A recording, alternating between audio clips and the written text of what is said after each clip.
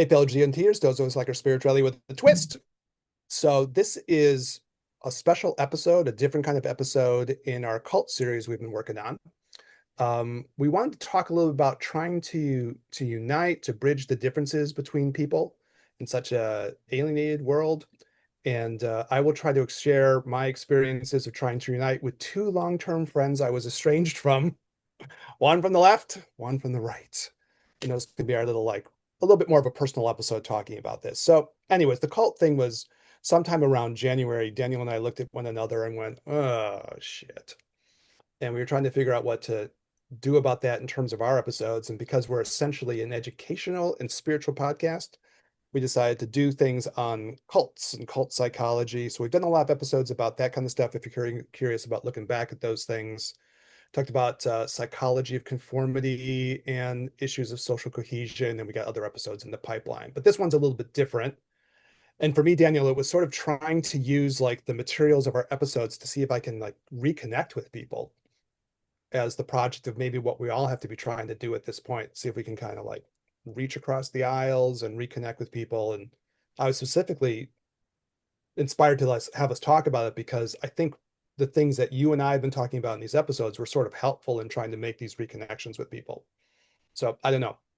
Have you had situations like this in the more recent in your life where you had to do this kind of stuff? Yeah, I mean, I think this is always happening, right? This is happening whether there's, you know, any kind of ideological divide, whether they be social, cultural, political, religious, difference of opinion at work, whatever the case is, it's sort of, we're always dealing with how do we overcome division?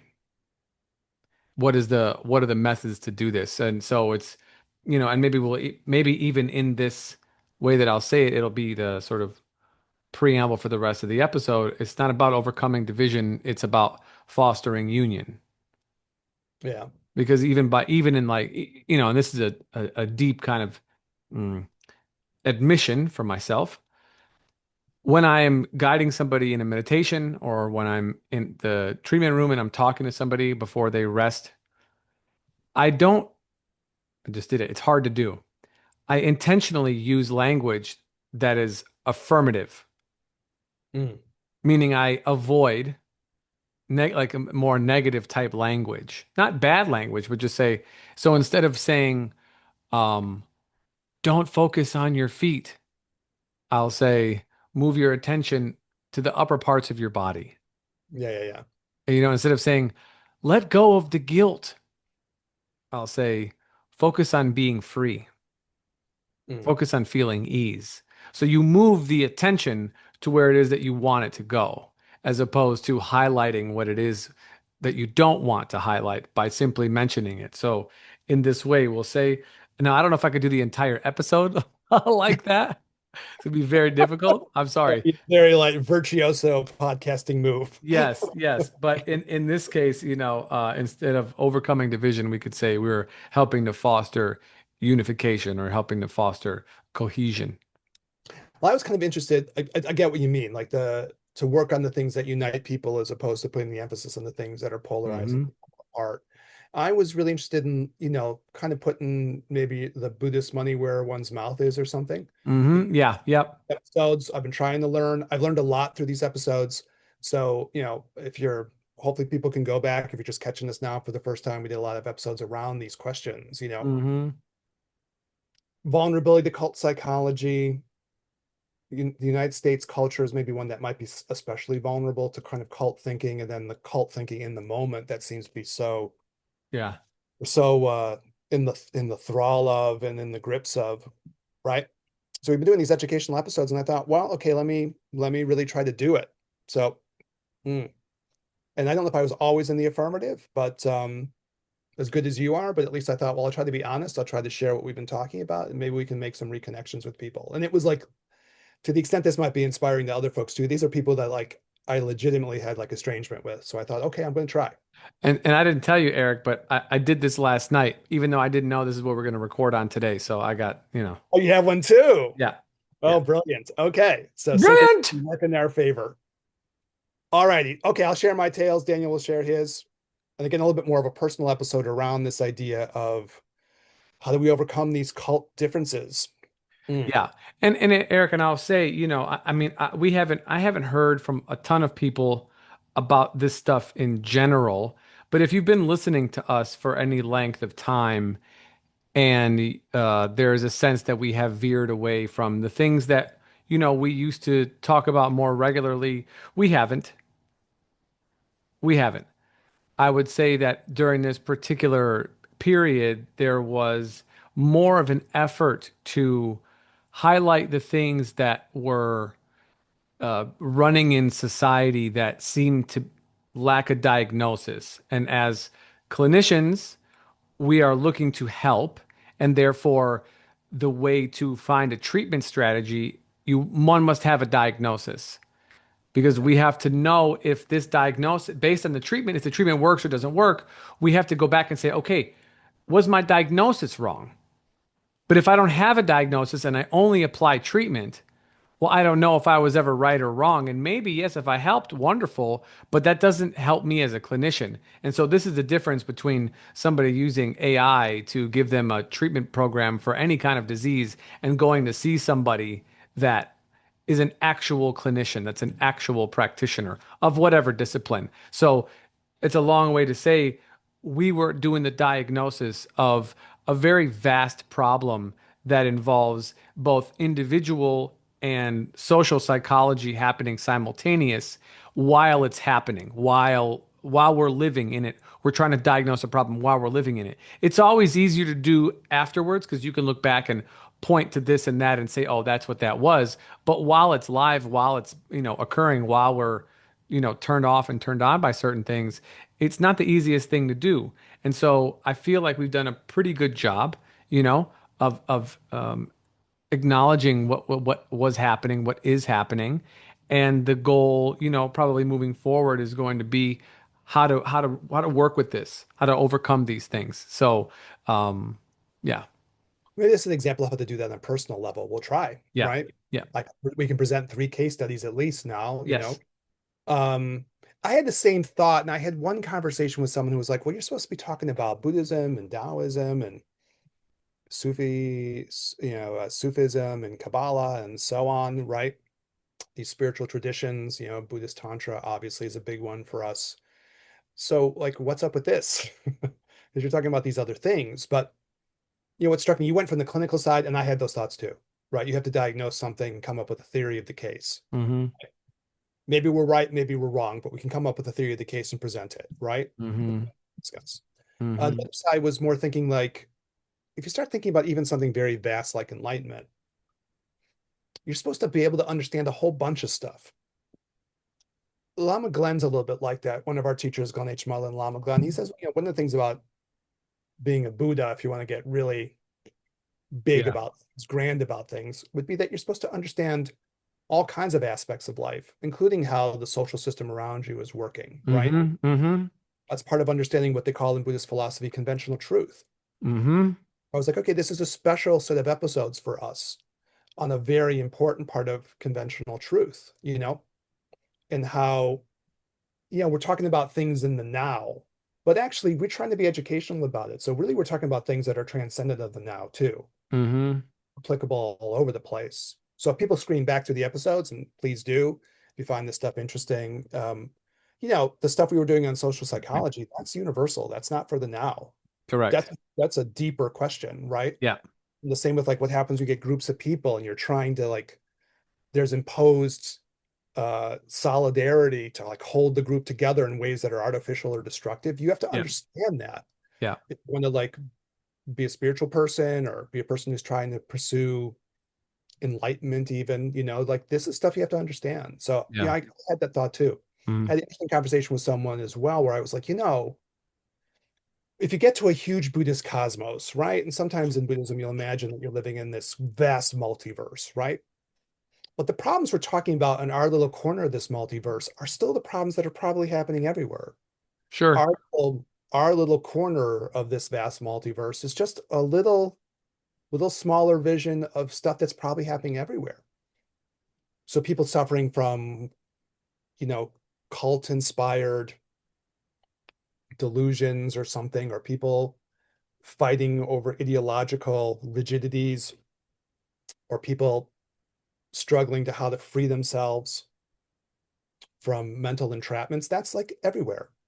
It's not just for us, you know? So yeah, I thought about those questions too. I'm glad we talked about this as well. It's something I've been like meaning to bring up too. So I'm glad you brought it up because Hmm. it's the context of the whole picture. Yeah. And you and I had a great conversation where, in a certain sense, a lot of what we've been doing ever since we started, this is the phrase that you shared, so I don't want to steal your line, but it was something like we're trying to help people get out of the cult, right? Yeah. Yeah. So, anyways, yeah, good. We're on the same page for sure. All right. So, on my little personal tales, I'll start with my friend where I was estranged a little bit from it was my friend from the left. We can talk about this problem in the culture overall, but there was like genuine estrangement, and it's kind of amazing. We kept in touch a little bit via text here and there. We were still generally politely warm with one another. But when I really did the math on it, we hadn't seen each other in person in 7 years. That's like pre-pandemic, y'all. Mm. So it was a long time. But like I think this can happen between people. It would be something like, "Happy birthday, love you, hope you're doing okay. Yeah. Merry Christmas, hope everything's going well, thinking of you." We do that with each other. Hmm. And so the relationship never totally broke exactly, but it was broken for sure. Now, admittedly, some of that was probably personal, but a big chunk of it was actually was kind of political or around these kind of I don't know, culty questions we've been talking about, right? I had mentioned in a previous episode where she had done this very strange thing. It was the first time I ever heard anyone talk this way, where she was saying we have to compare different types of suffering and like rank them. Mm. Certain like thing within certain leftist politics of doing this. And I just never heard anybody do it before. So we talked about it in the previous episode, but it was something like, you want me to compare like a soldier in World War I who's charging into bullets and mustard gas and say that their suffering is less than a woman who, was a victim of sexual violence. That's horrible. I don't know how to compare those sufferings. And I can't, I'm against all of it. And I don't know like how I can put those in some kind of ranking system, and I don't know why I even would. Yeah, it's unnecessary outside of an argument's case. Like there's no real I mean, one of the things that rings true for many of the teachings and the things that we study is that they're relevant.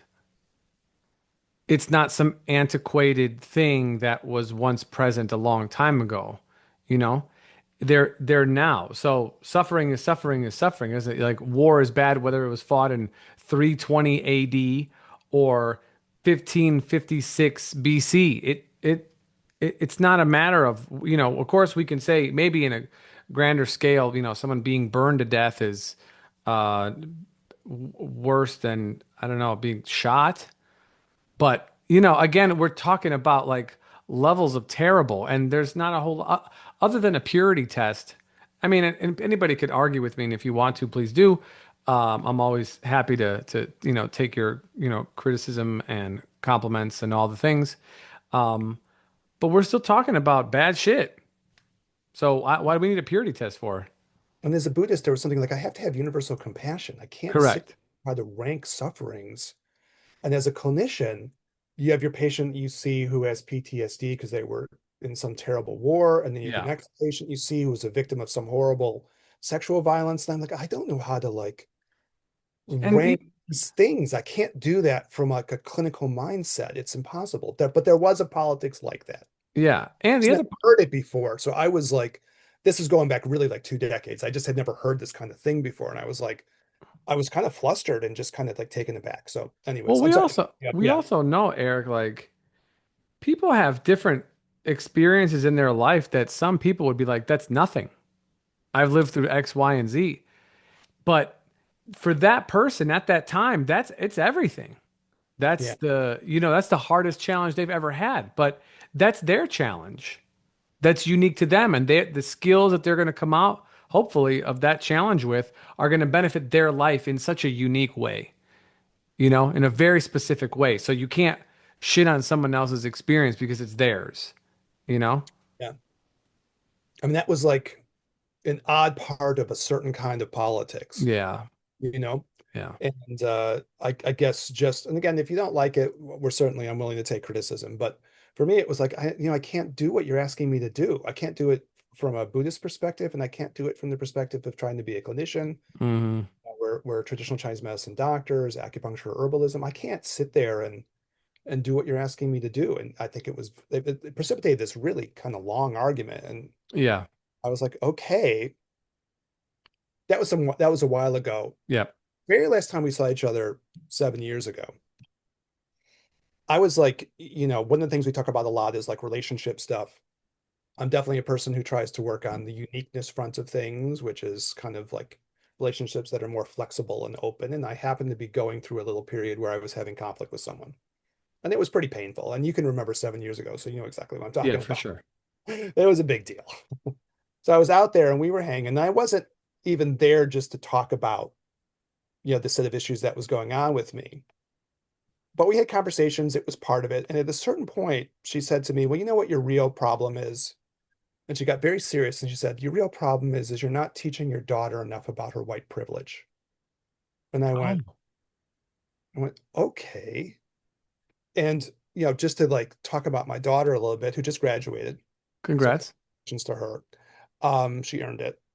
But, my daughter, maybe even at the time, had gone to like Costa Rica to do some special things about environmentalism. So she was in programs to go to places to learn about environmental, like saving the planet. She has strong feelings about that.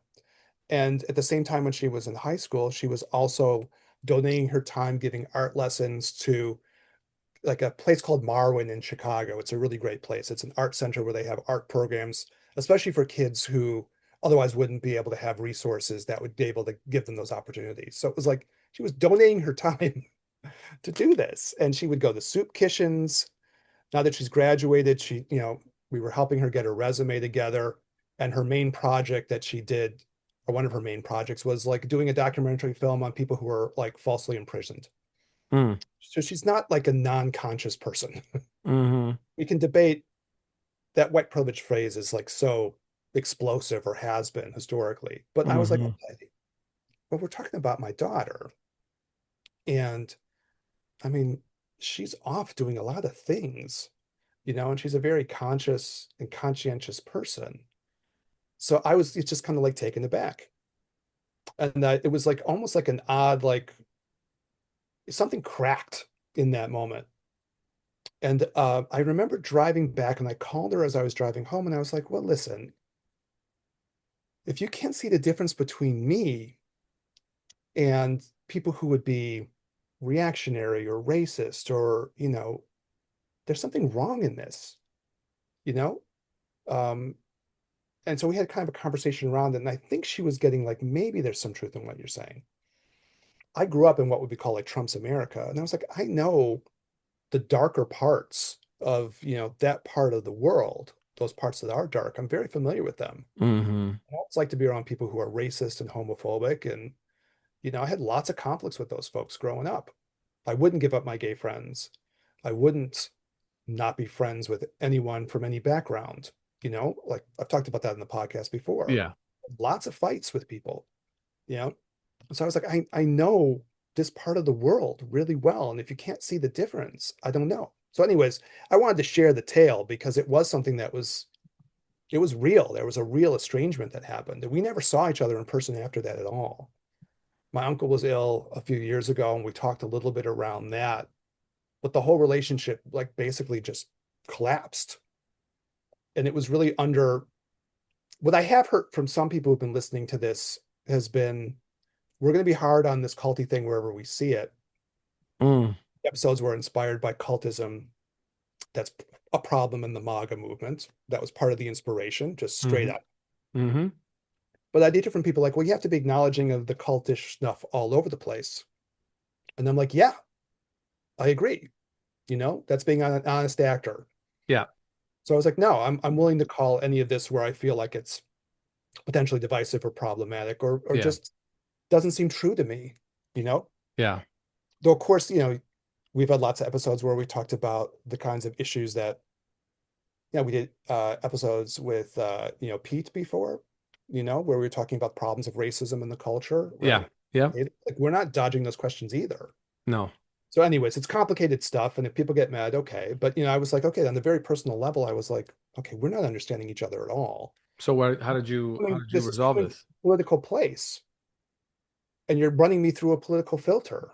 Mm, But I can't get on the same page with you. And I think that's where a lot of people felt alienated by that part of the world, that part that was left. They felt that there was purity tests that were being given to people, and if you didn't meet the whole purity test, yeah. then that was a problem with them. And I don't think it was. Now you can correct me if you think I'm wrong. I don't know if some of that had to do with the government per se. A lot of that had to do with people's experiences in their personal lives and what happened with people in their work Yeah. settings. Yeah. There were some failings, like I live in Chicago, and there were failings of our mayor in Chicago to like do proper protection of neighborhoods. Like I did talk with people who were like, man, I'm in favor of so many things, Yeah. that are maybe more on the left part of the perspective spectrum, but like I'm having a hard time walking my dog in my neighborhood because there's just a bunch of people who are allowed just to camp in this area and I don't feel safe. Right. You know? So, anyways, these are all touchy issues, but we're gonna try to be honest about it. So how did you reconcile with your friend? Well, I went and I said, well, let's get together. First of all, let's sit down face to face and actually talk. Mm-hmm. And I went from the clinic, over to her place, and we sat down. And what I really tried to do in terms of what I think we were trying to do in the podcast was I tried to be honest about it. We did these episodes on dissent, and I'll try to reference back to them. So if you go back and peek back some of the episodes we've done within this series, we did ones on the social psychology of dissent. And part of it is like to be perceived as an honest person is important in like situations of disagreement, right? And I just kind of this one was relatively easy. My other one's going to be harder, but this one was relatively easy because I said, well, listen, can we get to the point where it's okay if we agree about 91.6% of the shit, and maybe we have differences on this other 8.4%? Mm-hmm. Is that okay? Mm-hmm. Can we get to this spot where it's like that? And maybe we're both motivated to get along with each other too. But she was like, yeah. She was like, yes. It's something had moved and now it's kind of resolved. And it's something that I've known like really since my early 20s and they've been in contact with all that time. So for us not to talk for 7 years, that wasn't a small thing. Mm-hmm. So I did it. You know, I gave peace a chance and I went and I said, okay, I'm going to try to resolve this with you. Mm. I mean, once I was kind of there and I said, listen, this is how I'm framing this problem. Sat on our couch, I was like, okay, here's how I'm seeing part of this between us. And it's not a small part. We got to fix this. And it was really like, can we stop doing litmus tests and stop like what you were saying, stop letting the whatever small percentage of things that we might disagree with be the thing that alienates from one another. Mm-hmm. She agreed. So actually that one was relatively simple. Mm-hmm. Yeah, I know. there's I made this point before over the last couple episodes. I don't know exactly which one I said it, but when you talk with people who you have generally a difference of opinion on, if you're doing it in a one-on-one setting, there is a natural tendency, and I don't know what this is called. Maybe I don't know if it's a psychological term, if you know it, congruence or something like this. You want to find common ground. There's a natural desire for most people to try and make it nice. Even if you disagree on a lot of things, you will work to find you'll disagree, but you'll come back and be like, well, you're not totally wrong about blank or whatever. Oh, we see the same problem. We have different solutions. You'll concede points and try and make things nice, so that there's, congruence between the two of you. That like group psychology element that we were talking about with social psychology. If Exactly. you get group psychology, you'll get potential polarization and conformity problems, right? And So, people's personalities go kind of artificial, yeah, potential in the yeah, group setting. That's one of the, yes. unless you really develop a strong sense of like, no, I'm going to hold to my own authenticity. But it's hard Mm, for people. That's not easy. We can all agree on that. yeah, That's a yeah. good point. And so I feel like if you're taking the time to meet with somebody face to face, you'll find your way through because you've taken the time, you've taken the step. And usually, in my experience, people are pretty grateful when you do that. When you make the effort to say, "Hey, I'm going to lead with vulnerability here." And it's hard, you know? It's definitely hard, especially when they're long, they're deep, they're significant relationships that have been damaged, you know? Yeah. And you might even feel justified in the damage. And if you were to give your story to somebody else, they might be like, "Oh yeah, totally. That person's a fucking jackass." You Mhm. know, you didn't do anything wrong. They're a piece of shit, right? And maybe they could say the other thing on the other side too. They'll say, "Oh The yeah, and other that, person can tell their story to someone else, and you'll look like the asshole. yeah, totally." So Yeah. so you're justified, quote unquote, justified in your behavior, and yet you're not. But when someone, I think, especially if it's a good person who you have connection with, you have a bond of some type of any significance, when you go and you break the ice, they appreciate it. I'll tell mine. So I have been helping to organize a kind of drumming community on the north side of Chicago for the, better part of the last decade plus. It's called the Dog Beach Drummers and Dancers because we play near Montrose Dog Beach. And, there's a small group of us who are kind of like the nucleus, but there'll be anywhere from 50, 60 people to a couple hundred people, any given, we usually play on Monday nights. And there was a friend of mine who owned a music shop on the north side of Chicago, way back, almost 10 years or more at this time, and called Worlds of Music. And, it was a nice music store. We'd play music there. He let you play with all his instruments. We bought stuff. Patroned his business, him and his wife's business. And around before the election, in 2016, but Trump versus Hillary. The owner of the shop, the man in particular, began to voice his far more right-leaning opinion online. And it kind of rubs some of the people the wrong way because you're talking about these are musicians. These are world musicians. They come from a very wide-ranging background of, people from South America, various parts of Africa, African Americans, like all kind of people all over the world, whatever. It's a world music. It's literally the place is called Worlds of Music, you know? Yeah. So it rubbed people the wrong way because they're like, this is not an inclusive ideology for A, your business, but B, the people you're learning from and playing with are multi-ethnic, multi-ethnic. So, whatever. So it rubbed people the wrong way. And eventually it started to affect their business. Mm. So much so that they ended up moving. So they sold the business or let their lease evaporate and then they moved away. And that was in probably 2017 that they moved away. So we're talking, 8 years now. Yeah. And I haven't seen this person since then. And, the algorithm of Facebook is designed to get you to engage. So they're not going to show you your mom's pictures of her flowers on your feed first. They're going to give you your friends' posts on something that you highly dislike. You know, what's going to get you to engage? They're going to show you this first. Okay. So this person has said various things that I don't agree with numerous times over the years. Actually, more than numerous times over the years, I would say I don't agree with anything this person says or thinks at all in any way, shape, or form, not even a little bit. And of course, it's shown to me because I read it to see am I wrong about something? I'm not, but okay, fine. Yeah. But he said something about a famous musician who I won't give the name because no one will know who they are, but this very famous percussionist of Indian descent who passed away in the beginning of this I believe year. who that is. Yeah, Zakir Hussain. Yeah, I love him. He's great. Yeah, Oh, fantastic. rest in peace was awesome. Fantastic. Saw him a number Fantastic. of times. He was like always. Yeah. So my guy was like, "Oh, should have never got the COVID vaccine." And here's an article that talks about the things. First of all, Zakir was in his late 70s. Second of all, this article was from like 2022. So my friend let me know when he passed away. I got a good friend who's a percussionist too. Did he die of COVID? Does No, it? no, he died. Supposedly he died of like cardiovascular stuff.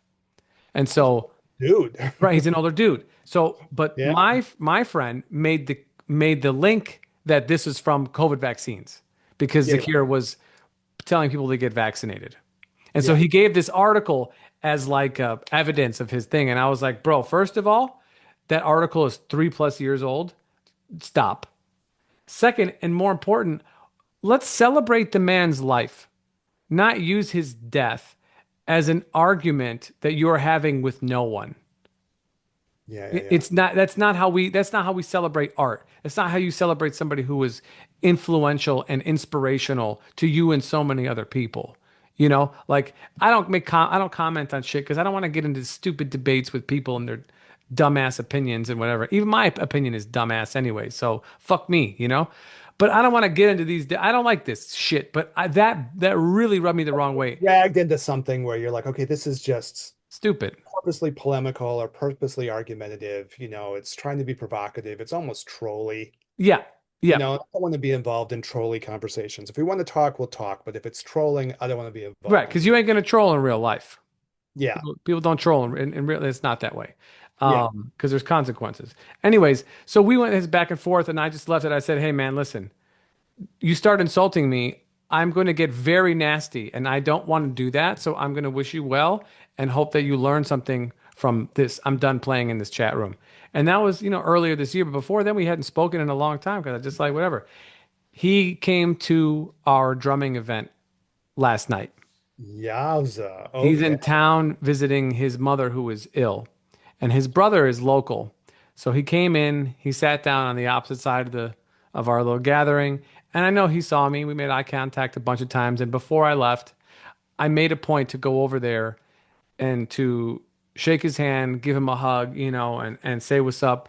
And it was very interesting, man. Like what we shook hands, and I gave him like a little bro hug, Yeah, yeah, and yeah. we just held hands.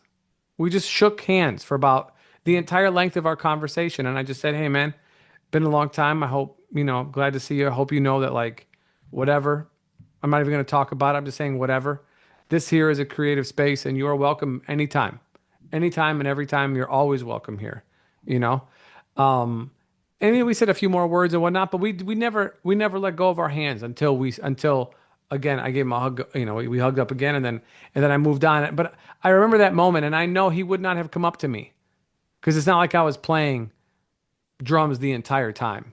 I took Mhm. breaks and I walked around and whatever, but I had to go to him.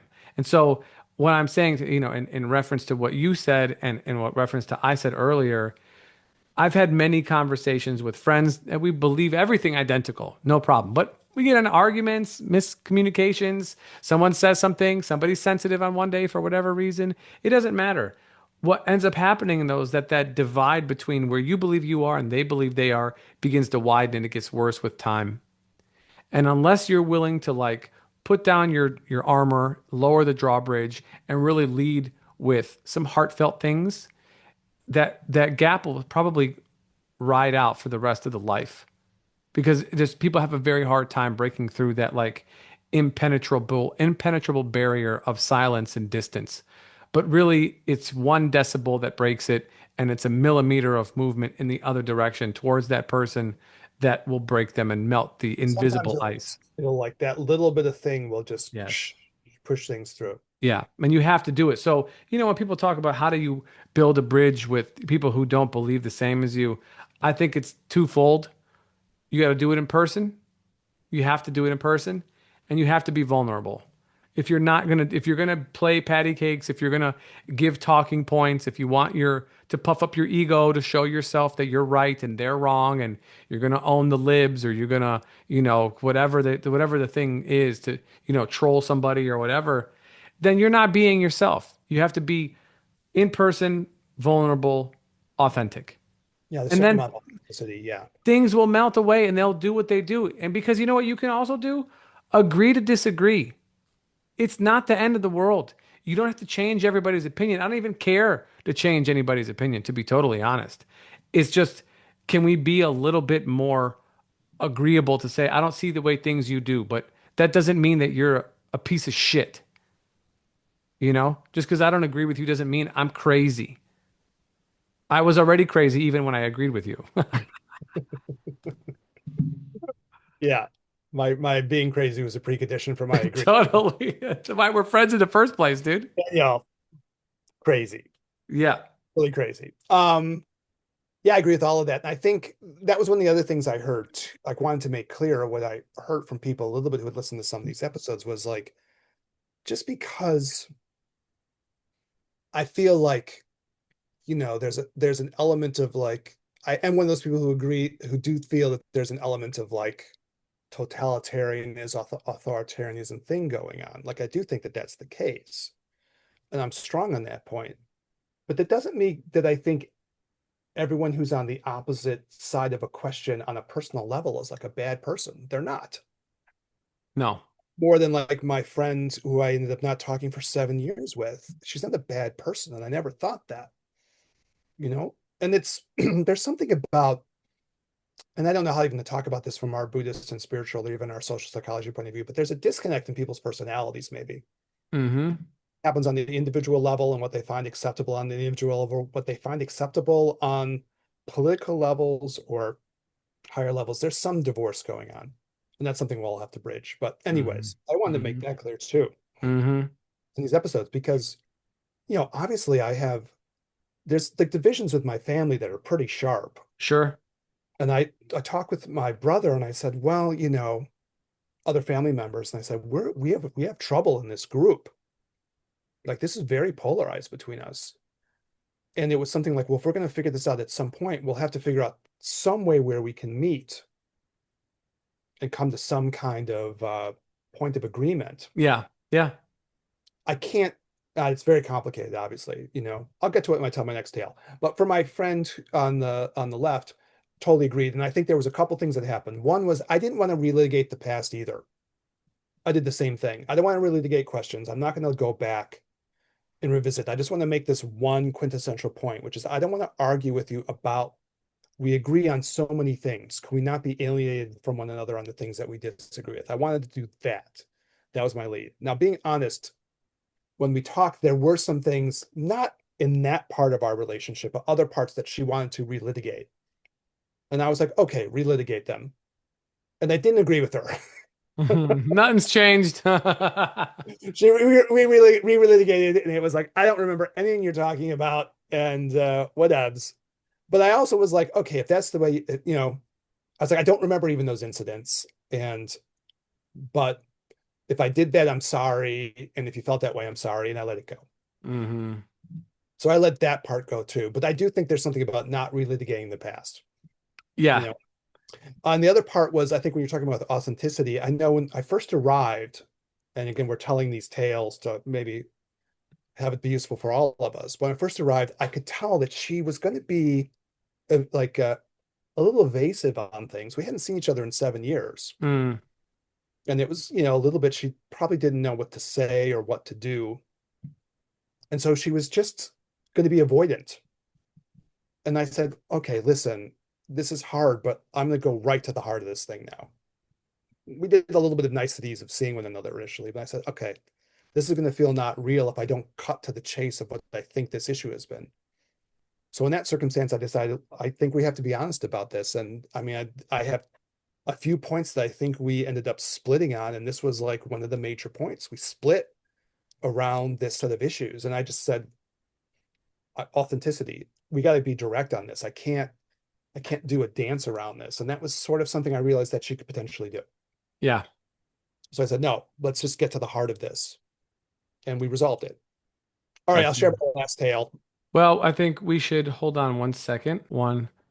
So we had a slight meeting off mic, and we're gonna call it right here. So for you guys, it This seems like we episode was just judged A plus, a total success. yes, exactly. Everything We worked gave out each, perfect. gave each other A plus, and we said that's it. That's Can't it. do no more. We can't do any better than this. We're gonna hang. We're gonna end on a high note. So yeah, that's it for today. Make it happen. You know, I mean, make Yeah, maybe we can start to do this, you yeah, know, and yeah, like reach reach across and find places of commonality. I don't know. We can try. Hmm. yeah. Well, we're trying. Yeah, we are trying. Actually, yeah, we are trying. That's all we could do. Go us. That's right. Yay! All Go right. everybody here too. Let's do it. Yeah. Yeah, yeah, yeah. That's it. Well, Eric, as always. Thank you so much for riding with us. Audience, thank you so much for tuning in, whether it's your first or your thousandth or whatever.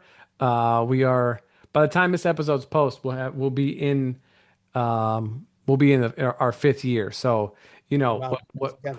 what once was a passion project hatched in the dining room of Eric's flat in Chicago, and now is a multinational expose into the psychology of one Eric and one Daniel. And Into for the anybody, deepest parts of the human soul. yeah, we're hanging out in the nooks and the crannies. And so yeah, there's some joke there that I want to make about crooks and grannies, but I won't. Anyways, please hit us up if you want, for questions, comments, concerns, hate, love, all the things. We're all good. You can leave a comment in the YouTube section or send us a DM at the Gin and Tantra podcast, the Gin and Tantra podcast on the gram, or at ginandtantra at gmail.com. For Eric, this is Daniel. We'll catch you guys in the next one. Peace.